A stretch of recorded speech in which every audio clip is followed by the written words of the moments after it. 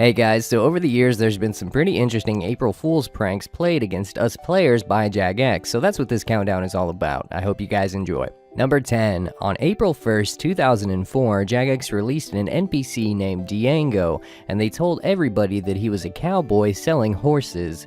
During this year, almost every player in RuneScape wanted nothing more than to ride around on horses in the game, due to the game itself being set in a medieval sort of era.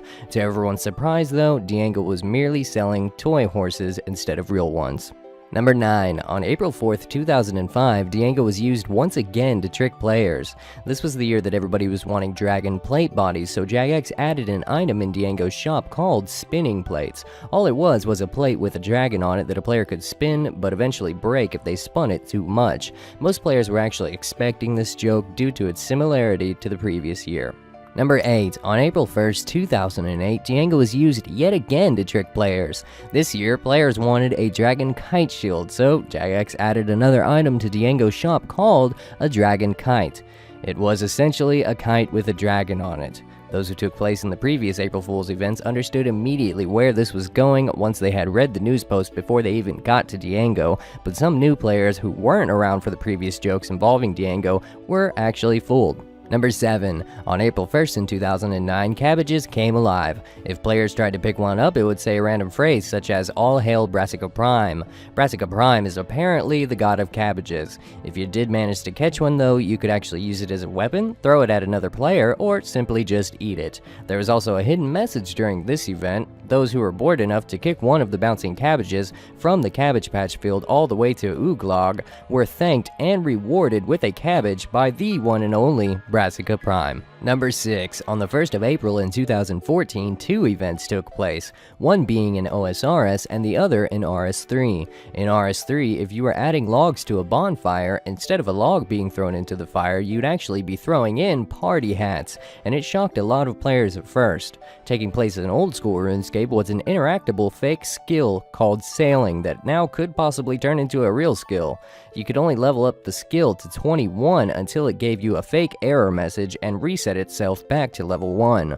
While sailing to different islands, you could meet various NPCs like Zaros, who apparently had a combat level that was over 9,000. Number 5. On the 1st of April in 2010, an announcement was made via the RS homepage about a theme park called Wet n Wildy that Jagex was apparently releasing, along with a poll with 4 funny multi-choice questions and a developer's blog on the matter. The dev blog stated that the park would be opened in the 5th quarter of 2010, however, there's only 4 quarters in a year, so it was obviously a hoax to those who caught on.